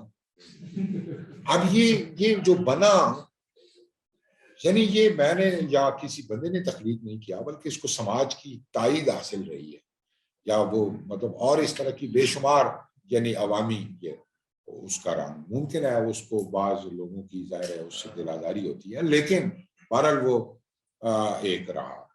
اسی طرح ہمارے جو بجھارتیں ہیں، اب ظاہر ہے وہ بچوں کو بیدار کرنے کے لیے، ان کے ذہنوں میں ایک تجسس کی فضا، ایک چنگاری روشن کرنے کے لیے، جگانے کے لیے، ان کو مائل بعمل کرنے کے لیے، ان کو غور و فکر کا عادی بنانے کے لیے بجھارت یا پہلی جو ہے اس کا چلن رہا ہے. مثلا آپ دیکھیں کہ بہت سارے ایسے ہیں کہ بعد میں وہ ہمارے تخلیقاروں نے یا شاعروں نے بھی اس کو وہ کیا، لیکن اس کی بنیادی شکل جو ہے وہ ہمیں، وہ بعض ان کی وضاقتہ الگ الگ ہے، ان کی ہیئت، ان کا کوئی ایک مصرے میں مکمل ہو جاتی ہے، کوئی ایک نثری جملے کی صورت رکھتی ہے، کوئی زیادہ اس پر مصروں پر پھیل جاتی ہے. مثلا چار تھم ہلدے آون، دو پکھے چلدے آون، دو دیوے بلدے آون، اگے سپ لیٹدا آوے، لوگ تماشا دیکھتا. تو ہاتھی کے لیے یہ کہاوت، یہ پہلی بجھارت. آپ ظاہر ہے وہ بچہ غور و فکر کرے گا کون سی ایسی چیز ہے جس کے چار تھم ہیں پورے، پھر دو دیوے اور دو پکھے اور آگے سپ لیٹتا ہوئے. اچھا دیکھیں بالکل، دو غاراں دے دو رکھ والے، دوویں لمے دوویں کالے. فاروق صاحب تو محروم ہے اس سے، یہ مونچھیں، دو غاراں دے دو رکھ والے، دوویں لمے دوویں کالے. اچھا اب نکی جئی کڑی پراندہ پا ٹری، سوئی دھاگے کے لیے نکی جئی کڑی پراندہ پا ٹری. اچھا بعض ایسے ہیں بالکل ایسے یعنی نثری بھی ہیں، ان پر نظم کا گمان، تو جول میں آیا سایہ، آپ کے ساتھ ساتھ سفر کرتے تم جاتے رہو اور وہ جاتا رہے گا ساتھ ساتھ. یعنی یہ اب اس میں دو تین باتیں، ایک تو یہ کہ ارد گرد کا جو کلچر ہے، ایک تو اس سے مانوس کرنا بچوں کو. یہ عام طور پر چھوٹے بچوں کے لیے ہے کہ جیسے ہی وہ کوئی غور و فکر کی منزل میں داخل ہو رہے ہوتے ہیں، سیکھ رہے ہوتے ہیں، اپنے لرننگ پروسیس میں ہیں، تو ان کو بعض ایسی چیزیں جو تصوراتی ہیں، یعنی اچھی ٹکی تے کنال اس تے چھمکا چھمکا وال، اب یہ سورج کے لیے بجھارت ہے. اب بچے کو تاکہ وہ ایک تو اپنا جغرافیہ، اپنا وسیب، اپنا رہتل اور ایک وہ جو تصورات میں چیزیں ہیں، کچھ چیزیں جو آسمانی ہیں، دور کی ہیں، یعنی ان سے متعارف کرانے کے لیے، ان کے ساتھ جوڑنے کے لیے یہ اس طرح سے یعنی یہ گھڑی گئی ہیں، اور یقیناً ان کے اندر وہ رنگ موجود ہے۔ اچھا، بجارت کے علاوہ بھی بہت ساری یہ جو اخوان ہیں ہمارے، جن کو ہم ضرب الامثال کہتے ہیں، سینگ کہتے ہیں، اقوال کہتے ہیں، یہ بہت دانش کا خزینہ ہے۔ یعنی ان میں نچوڑ ہے لوگوں کی زندگیوں کا اور ان کے اعمال و افعال کا حاصل آپ کہہ لیں تو وہ ایک کلیے کی شکل میں وہ ڈھل کر ہمارے سامنے آتا ہے۔ اور پھر یہ ہماری عورتیں خاص طور پر جب گفتگو کر رہی ہوتی ہیں تو ان کی گفتگو میں وہ ضرب الامثال جیسے اور کوٹیشن اس کے اندر ایک نگینے کی طرح اس گفتگو کو اور زیادہ بامانی کر دیتا ہے، اس کو اور زیادہ خوبصورت بنا دیتا ہے۔ تو اس طرح کی بہت ساری یعنی وہ صورتیں۔ اچھا، یہ جو ضرب الامثال ہیں یہ منظوم بھی ہیں، منثور بھی ہیں، اور ملی جلی شکلوں میں بھی ہیں۔ اسی طرح ہماری جو کہانیاں ہیں اس کی مختلف شکلیں ہیں، اس میں کوئی قصے ہیں، کوئی طویل داستانیں ہیں، کوئی رومان سے جڑی ہوئی کہانیاں، چھوٹے کچھ اخلاقی قصے بہت ہیں، اور انسانوں کے مختلف رویے اس میں ڈسکس ہوئے ہیں اور اس کو پوری۔ اچھا، یہ پرانے جو کہانی یا قصہ کہنے والے لوگ تھے، قصہ خان جن کو کہا جاتا تھا، اور مختلف علاقوں میں قصہ خانی ایک باقاعدہ فن کے طور پر وہ رہی ہے۔ وہ لوگ باقاعدہ کسی مجلس آرا ہوتے اور باقاعدہ گھڑے کی تھاپ پر یا پرات کو بجا کر یا مختلف اپنے جو لوکل ساز ہوتے تھے ان کو بجا کر وہ کہانی پیش کرتے تھے۔ ان کے وہ کہانی پڑھنے کا سٹائل بھی اپنی مخصوص ایک طرز تھی اس کی۔ اس میں کہیں ٹکڑا، کوئی ابتدا میں ایک تو آغاز وہ کرتے کوئی شاعری سے، اچھا وہ لمبا چوڑا کوئی وہ واقعہ بیان کرتے، اس کے بعد پھر وہ اپنی کہانی کی طرف آتے، اور پھر کہانی میں درمیان میں کہیں کہیں جذبات کو برانگیز کرنے کے لیے، جذبات کو ابھارنے کے لیے کوئی منظوم ٹکڑا اس میں شامل کیا جاتا ہے جو اس کہانی کے مجموعی تاثر کو اور زیادہ آگے بڑھاتا، اس کے پلاٹ کو اور زیادہ ایک دوسرے کے ساتھ مستحکم کرتا، مضبوط کرتا۔ تو وہ لوگ بھی اب ظاہر ہے خال خال رہ گئے ہیں، یا اکا دکا کہیں صورتیں ان کی ہمیں دکھائی دیتی ہیں، وہ نہیں رہا۔ تو ان سے اگر آپ کہانی سنیں، اس میں ایک متوازی تاریخ ہمارے سفر کر رہی ہے۔ یعنی بہت سارے نادر شاہ پر میں نے کئی لوگوں سے ایسے کہانیاں سنی، یا احمد شاہ ابدالی کے حملوں پر، یا اس سے بھی قدیم یہاں آرین کے آنے سے جڑی ہوئی بہت ساری جو کہانیاں۔ ہمارے ایک پنجابی کے اسکالر ہیں ڈاکٹر سعید بھٹا، انہوں نے جھنگ کے علاقے سے بہت ساری ایسی کمال کہانیاں اس کے نام سے وہ کتابیں چھاپی ہیں انہوں نے۔ ان میں کمال نام کا ایک آدمی جو قصہ گو ہے، وہ کہانیاں بیان کرتا چلا جاتا ہے اور یہ اس کو ریکارڈ کرتے ہیں۔ اب اس کے دو تین فائدے ہیں۔ ایک تو یہ کہ ایک متوازی تاریخ ہماری مرتب ہوتی ہے کہ لوگوں نے اس کو عوامی طور پر کیسے دیکھا۔ وہ تاریخیں جو یہاں لکھی گئی وہ تو بادشاہوں کے اثرات اس پر غالب رہے ہیں، یا خوف فساد خلق سے بہت ساری باتیں ناگفتہ رہ گئی ہیں۔ تو وہ جو عوام کا ادارہ ہے وہ تو بے ساختہ ہے، اور اس کے اندر تو کوئی لگی لپٹی نہیں ہے، وہ تو بالکل ایسے۔ تو وہ ان داستانوں میں پھر وہ لفظیات کا ایک سیلب ایک رہا جو 5 صدیاں پہلے وہ لفظ مروج تھا، اور پھر آہستہ آہستہ وہ سفر کرتا ہوا آتا ہے اپنی شکل صورت بدلاتے ہوئے، وہ کہانیوں میں جب ڈھلے گا پھر اس میں جذب و احساس کی دنیا، مختلف ادوار کے رنگ اس میں وہ ڈھلتے چلے جاتے ہیں۔ تو اس طرح وہ کہانیاں ہمارے بہت سارے لکھنے والوں نے ان کہانیوں کو یعنی ڈھالا ہے، تراجم بھی ان کے کی ہیں۔ شفیع عقیل ہمارا ایک معروف آدمی ہے جس نے بہت ساری لوک داستانوں کو، احمد غزالی نے جھنگ کے علاقے کی کہانیوں کو وہ متشکل کیا اردو ترجمے کے ساتھ۔ اسی طرح کچھ مستشرقین نے بھی کہانیاں ہماری رومن میں درج کی، اور پھر اس پر انگریزی اس کا ملخص یا خلاصہ وہ بیان کیا۔ تو گزارش کرنے کا مقصد یہ ہے کہ وہ بھی ہمارے اس تہذیب کے اور کلچر کے ان تمام رنگوں کی عکاس ہیں، وہ عوام کا سرمایہ جو صدیوں سفر میں رہا اور یوں آگے بڑھتا چلا گیا۔ اب یہ کہ اس کی مستقل قیمت کیا ہے، لوک ادب کی کوئی مستقل قدر کے طور پر ہم اس کا تعین ہم کرنا چاہیں۔ دیکھیں بات یہ ہے کہ انسان جو کچھ بھی اس کے پاس یہ سرمایہ ہے وہ اس کے لیے نافع تو یقیناً ہے کہ اس کے جذبے کو کہیں، اب دیکھیں بہت ساری ایسی کیفیات ہوتی ہے کہ ہم اس میں کوئی مصرع لاتے ہیں، ہم کبھی اس کو ہم کبھی کوئی گیت، کوئی نغمہ، کوئی بعض اوقات اس طرح، تو یہ جو لوک ادب ہے اس کے اندر بھی وہ رانائی، وہ توانائی موجود ہے جو اس موقع پر اس کو بکھرنے سے بچاتی. یہ ظاہر ہے اس کا ہونا. اب وہ جیسے انہوں نے فرمایا تھا کہ وہ نئے زمانے کے مطابق کیا شکلیں اختیار کرتا ہے، وہ پچھلے سے ہمارا کوئی تعلق استوار رہ سکتا ہے یا نہیں رہ سکتا. بہرحال لوک ادب کی خوبی یہ ہے کہ وہ جس علاقے میں ہوگا وہاں کے رہنے والوں کے جذب و احساس کو متوازن رکھے گا. ان کے اندر یعنی اب یہ جو بین ہے، یہ بین اس غم کی شدت کو کم کر دے گا یا وہ کیتھارسس کی ایک شکل پیدا کر دے گا جو یقیناً اسی طرح یہ جو شادی بیاہ کے گیت ہیں یا مختلف کھیلوں کے ساتھ جو گیت ہیں وہ اس کی تاثیر کو دو چند کرنے کا محرک. اب جب کیتھارسس ہوگا، تنقیہ ہوگا، جذبات کا صفائی ہوگی تو یقیناً وہ اس سے حاز اٹھائے گا، اس سے اس کی جذبات کی تطہیر ہوگی اور وہ بہتر غور و فکر کرنے کے قابل ہوگا. پھر یہ کہ وہ دانش کا ایک خزینہ ہے، وہ کیا بالیے پھلا پامے بوڑھی ہو گئے. اب وہ جو کریے کواری پامے بوڑھی ہو گئے، یہ کوئی دانش کا وہ ایک ٹکڑا ہے اور لوگوں نے آزمایا اس کو، اور پھر آزمانے کے بعد یا وہ کہتے ہیں کہ راستہ اگر بہت دور کا بھی ہو لیکن سیدھا ہو تو اس کو اختیار کرنا چاہیے، چاہے وہ لمبا کیوں نہ ہو، شارٹ کٹ کے چکر میں نہیں پڑنا چاہیے.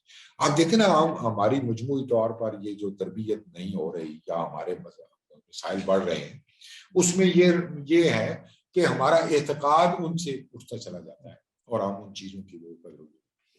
تو میں یہ سمجھتا ہوں کہ لوک ادب کو جمع کرنے کا، لوک ادب پر غور و فکر کرنے کا، لوک ادب کے ساتھ اپنا رشتہ استوار کرنے کا یہ بھی ایک پہلو ہے کہ اس سے ہمارے بہت سارے معاملات میں ایک تربیت کا وہ رنگ ہے وہ شامل ہو جاتا ہے.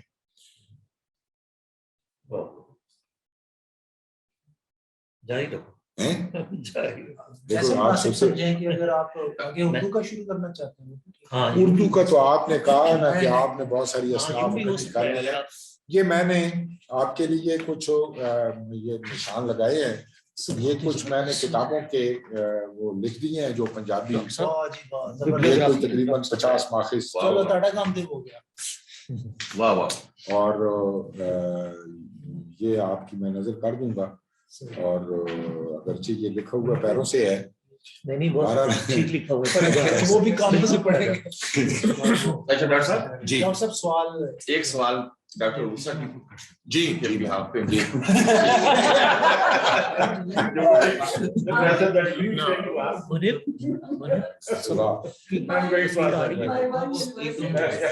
اس میں نثری کے حوالے سے جی میں بتا. اچھا ڈاکٹر صاحب، ہمارے پاس ایک وسیع ایک ذخیرہ ہے داستان کا. ان داستان گون کے بھی ظاہر موضوعات میں بڑا تنوع ہے اور ان کی تکنیک حیث کے تجربات اسلوب کا مختلف ہے ہر داستان کا. ہمارے پاس جو عورتوں کا جو کنٹریبیوشن ہے داستان گوئی میں، خاص طور پر پنجابی میں، یہ کتنا ہے اور یہ اگر ہے تو کہاں پر ہے، کس طرح کا ہے، اس طرح کا میں پتہ نہیں آپ کی بات سمجھ سکا ہوں یا نہیں. بہرحال مسئلہ خواتین کا کنٹریبیوشن جی یقیناً داستان گوئی. دیکھیں بات یہ ہے نا کہ جو سماج میں اس کی حیثیت ہے کہ وہ ہمارے گیتوں کا موضوع بھی ہے، وہ ہماری لوریوں کی وہ بھی ہے، ٹھیک ہے نا، قاری بھی ہے اور اس کو پیش کرنے والی بھی ہے. اس کے ساتھ جڑا ہوا ہے ہمارے گھر کا پورا نظام، اس کے ساتھ جڑا ہوا ہے، اس کے ساتھ ہماری پوری تہذیب جڑی ہوئی ہے، ہمارا سماج جڑا ہوا ہے. اور جیسے کہا جاتا ہے کہ ایک تو اس کا حافظہ اچھا ہے، عورت کا حافظہ مرد کی نسبت زیادہ اچھا ہے، اور وہ زبان و بیان کے معاملے میں بالخصوص اس کو ایک تفوق حاصل ہے۔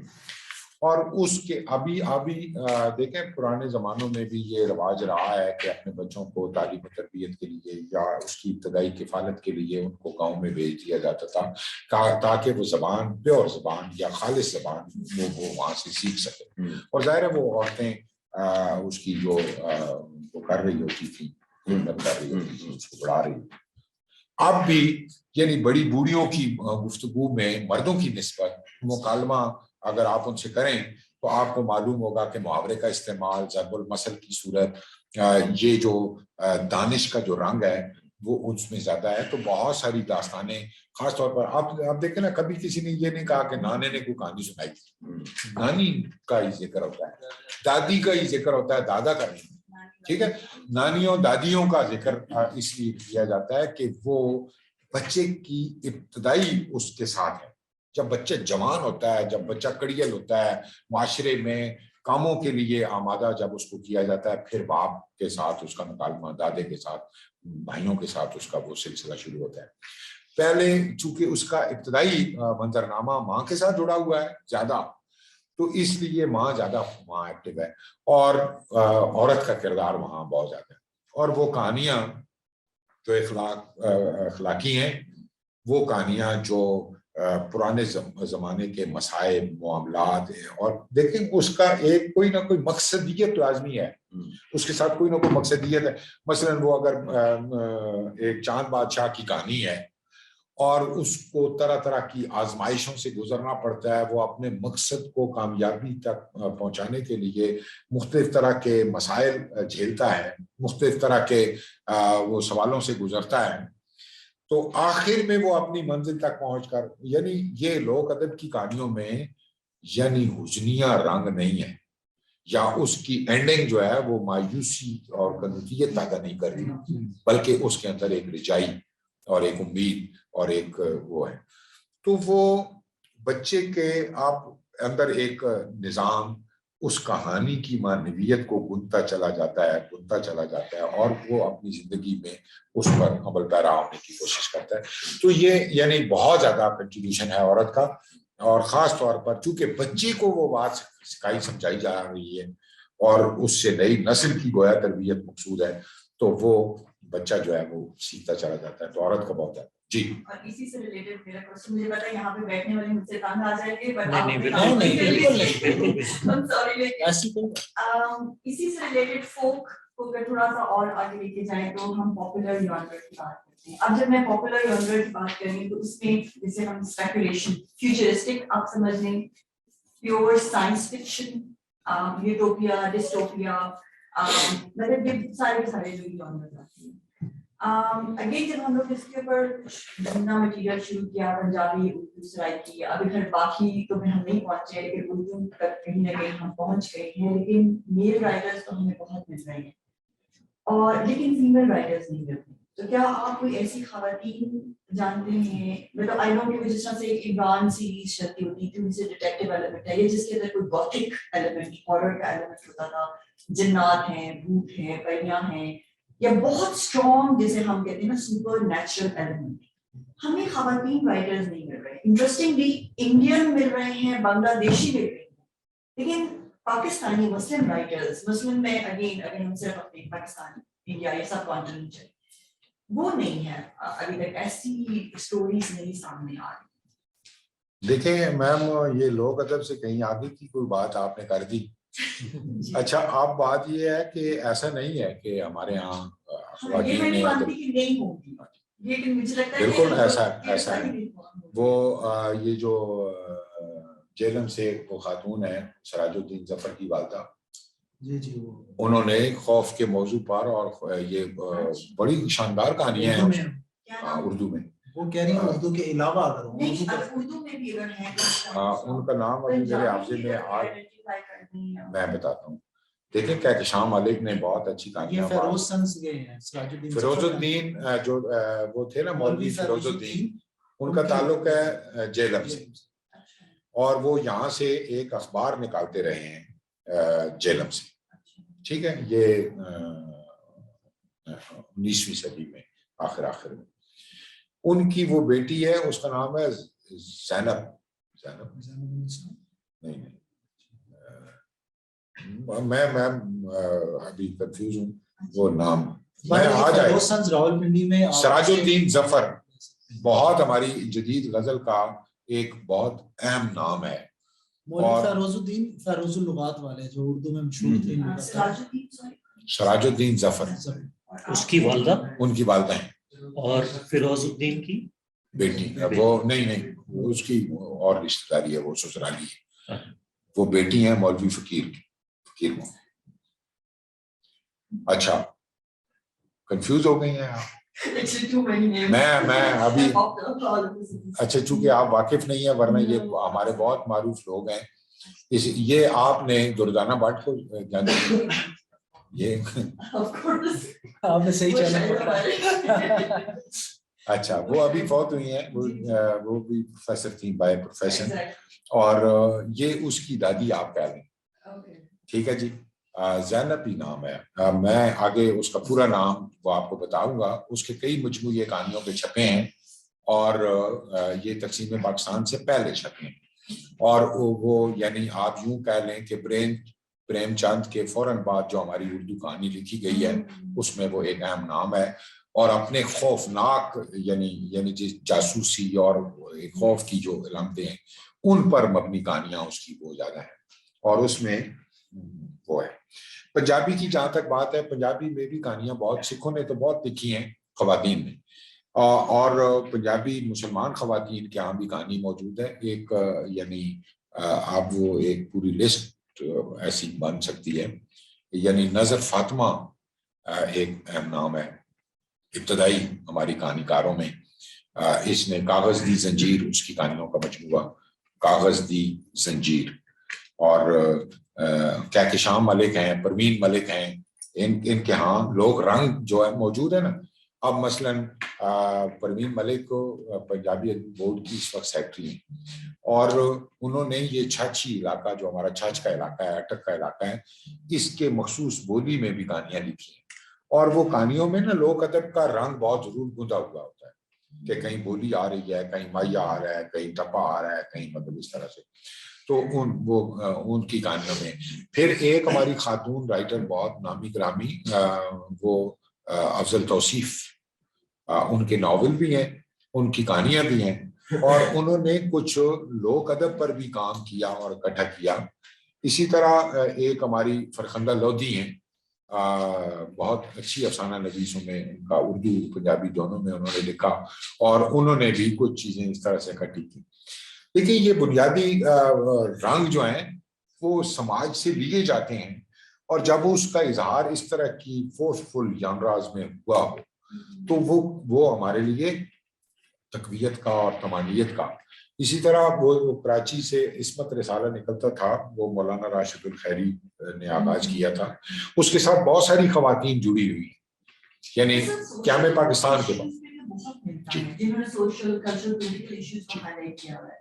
لیکن مطلب انہی ایشوز کو تھرو سائنس فکشن یا جس طرح سے فینٹیسی, مطلب اس پرٹیکولر جانرا کو یوز کر کے, اور کیسے وہ پھر یعنی جو اسپیکولیٹو وہ ہے نا جس میں جانور بول رہے ہوں, جی فینٹیسی, جی پری جن, اس طرح کی جو کہانیاں, اس طرح کی کہانیاں بھی موجود ہیں. اور یہ جو جیسے آپ نے ابن صفی کا ذکر کیا نا, اس طرح کی کئی کہانیاں خواتین نے بھی لکھی ہیں, اور چھوٹی چھوٹی وہ 32 صفحوں کی یا 48 صفحوں کی وہ ایک چین چلتی رہی ہے. یا یہ جو ٹارزن کی کہانیاں ہیں, یا یہ جو اگلو یار کی کہانیاں ہیں, یہ اس طرح کی کہانیاں خواتین نے بھی لکھی ہیں. اب یہ ہے کہ وہ ایک تو ہمارا وہ چلن اب ختم ہو گیا, دوسرا یہ کہ ہماری لائبریریاں ان چیزوں کو بیکار سمجھ کر پھینک دیا کرتی تھی, ان کا وہ ریکارڈ اس طرح سے نہیں. لیکن